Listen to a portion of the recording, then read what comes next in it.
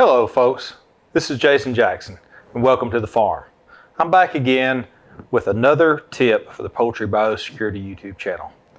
As you can see, I'm here in a typical poultry house control room right in front of the electrical panels.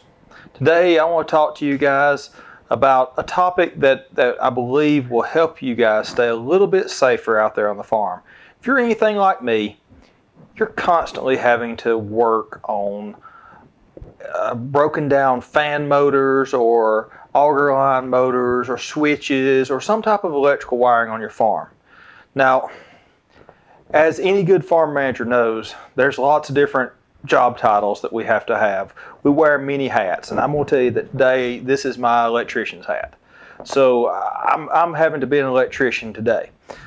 And I want to talk to you guys about a few little topics. You all have to be special at whatever is needed on your farm.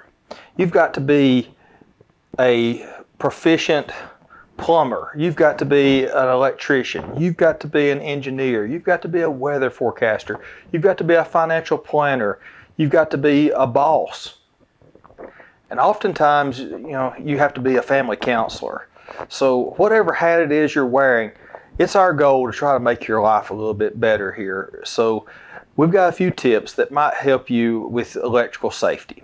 One thing that I want to talk about, one of the first and foremost things that you need to do before you work on any type of circuitry in your chicken houses is you need to check it. So I've got a couple of things here that I want to show you.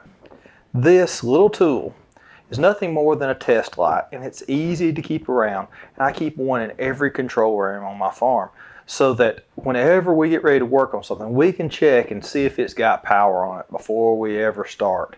And really and truly, the best thing that you need to do before you work on any electricity is don't work on live electricity. Don't work on live wires. Go back to the control room or wherever your power disconnect is and cut it off. Right here, we have these large disconnect panels in this control room.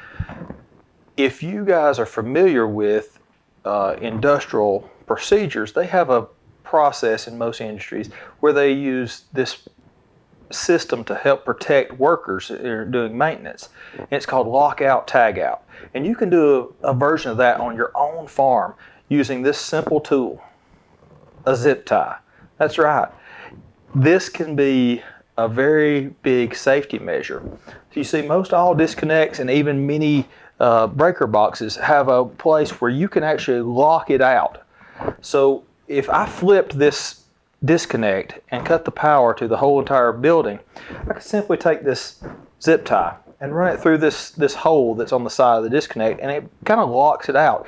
And that helps prevent anybody from coming in seeing, hey, the power's off. Oh, that disconnect's flipped. Let me flip that back. Let's say it's a worker that works on your farm or your service tech or a family member. And if they energize that while you're off at a distance working on it, it could be a very dangerous time for whoever is doing the actual maintenance in the system.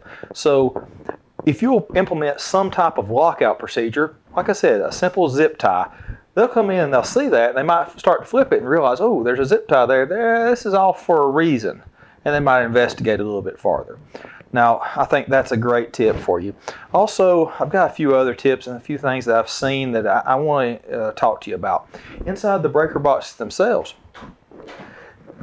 oftentimes people talk about breakers tripping. Well, if you've got a breaker that's constantly tripping, then there's something wrong in your circuit. Either the circuit's overloaded or it has a short somewhere. It's usually not just the breaker.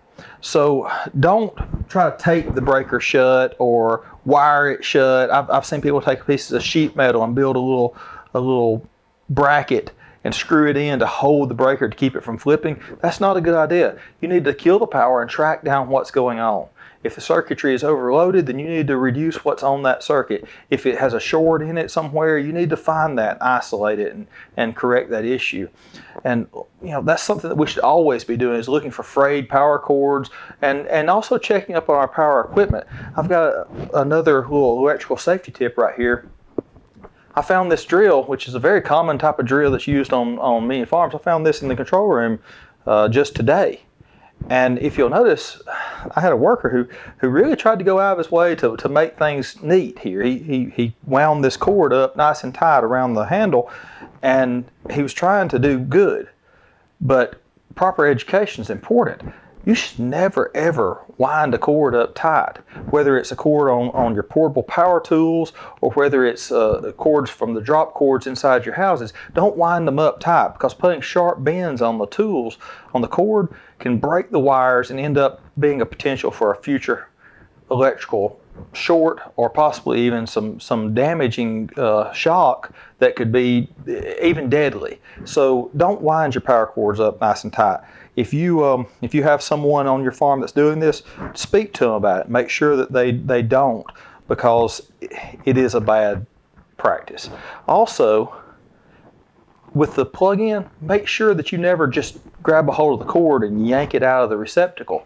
Always grab it by the handle and pull it there. That's another way to create a potential hazard. All right, these are just some simple tips for you on the farm, and I hope that they've been something that will be beneficial to you all.